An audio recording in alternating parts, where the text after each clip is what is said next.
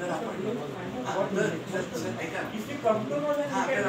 नाव सांगा फक्त रिअली सांगा सर पण मी तुम्हाला सांगतो त्याच्या उमेदीमध्ये आपण बाहेरून स्कॅनिंगला पाठवायचे ते बंद झालं.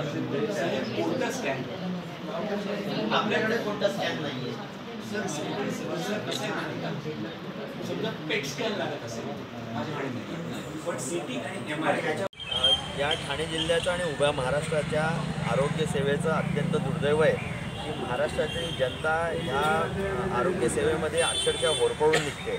आपण बघाल जर का लहान बालकं गेल्या महिन्यामध्ये 21 बालकं जर का या महिन्याभरामध्ये दगावली जातात. गेल्या वर्षभरामध्ये जवळपास एका दिवसात 18हून अधिक लोक इकडे दगावली गेली.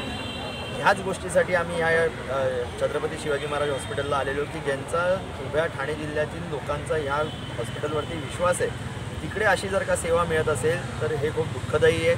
आपण जर का बघितलं असेल तर स्वतः डीननी हे कबूल केलं की ही जी बालकं यांना जी फर्स्ट हँड त्यांना जी ट्रीटमेंट त्यांच्या गावांमध्ये त्यांच्या आदिवासी पाड्यांमध्ये ते ज्या ठाणे शहर सोडून इतर भागामध्ये या जिल्ह्यामध्ये जिकडे राहतात तिकडे जे NHI सेंटर्स आहेत ते सेंटर्स फुलफिल्ड नसल्यामुळे ते सेंटर्स तिकडे तेवढे सक्षम नसल्यामुळे त्या क्रिटिकल कंडिशनमध्ये इकडे येतात आणि त्याच्यामुळे हे दगावले जातात. हे लोक पण तेवढे हेल्पलेस आहेत. याचा अर्थ असा होतो की राज्य शासनाकडे असलेले आरोग्यमंत्री काय करतायत हा पहिला प्रश्न.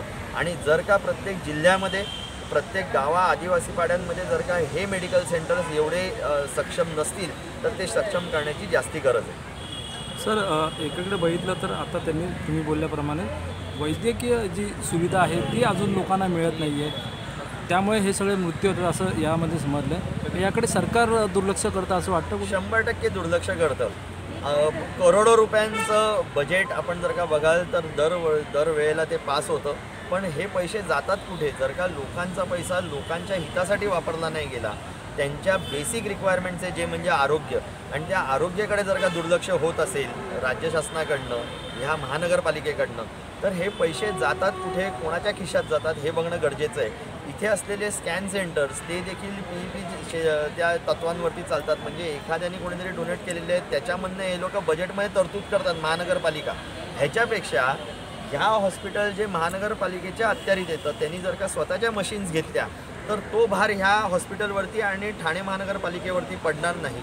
दुसरी गोष्ट अशी आहे की इथल्या कितीतरी पॅथॉलॉजिकल ज्या टेस्ट आहेत त्याला देखील लोकांना कितीतरी वेळा बाहेर जावं लागतं. ह्यांचं म्हणणं असं आहे डीनबरोबर जेव्हा आम्ही या मेडिकल सुपरिटेंडंटबरोबर ज्या वेळेला आम्ही बैठक घेतली त्यांचं म्हणणं असं आहे की सगळ्या टेस्ट मोफत आहेत. तर आमची मागणी अशी होती जर का मोफत आहेत जी लोक ग्रामीण भागातून येतात त्यांच्यासाठी इकडे फलक लावा की बाबा सगळ्या टेस्ट इकडे मोफत आहेत. इकडे ॲडमिशन घेतानापासून घेऊन ते बरं होऊन बाहेर जास्तोपर्यंत या इकडे जर का लोकांना त्रास जर का सहन करावं लागत असेल तर हे अत्यंत दुर्दैव आहे. त्याचबरोबर आमची मागणी अशी होती की चॅरिटी कमिशनरकडनं अनेक हॉस्पिटल्समधनं 10% त्यांचे जे काही बेड्स अवेलेबल असतात चॅरिटीच्या अंतर्गत त्याची प्रोव्हिजन जर का ह्या लोकांबरोबर कोऑर्डिनेशनमध्ये असेल म्हणजे गव्हर्नमेंट हॉस्पिटल्सबरोबर तर ह्यांच्याकडे आलेला एखादा रुग्ण जर का इकडे जागा नसेल तर ते लोक रेकमेंड करू शकतात त्या प्रायव्हेट हॉस्पिटलला आणि त्या चॅरिटी कमिशनरकडनं ते बेड अवेलेबल झाले तर तो रुग्ण कुठेतरी दगावला जाणार नाही. त्याला योग्य त्या वेळेला योग्य ती जे काही आरोग्य सेवा मिळायला पाहिजे ती मिळू शकेल. तर सर एक शेवटचं प्रश्न या पुढची भूमिका आता आपली नेमकी कशी असेल?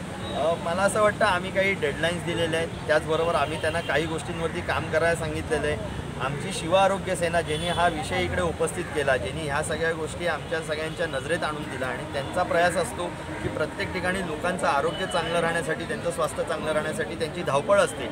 तर त्यांच्या टीमपैकी म्हणजे डॉक्टर प्रशांत असतील इकडे एकनाथ आहेरे असतील ह्या सगळ्या लोक त्यांचे सर्व सहकारी हे या सगळ्या गोष्टीचा वेळोवेळी त्याच्या बाबतीतले इकडे येऊन फॉलोअप घेत राहतील आणि त्याच्या बाबतीत जर का योग्य तो विषय मार्गी नाही लागला तर त्याच्या बाबतीत जसं आंदोलन छेडायचं ते छेडलं.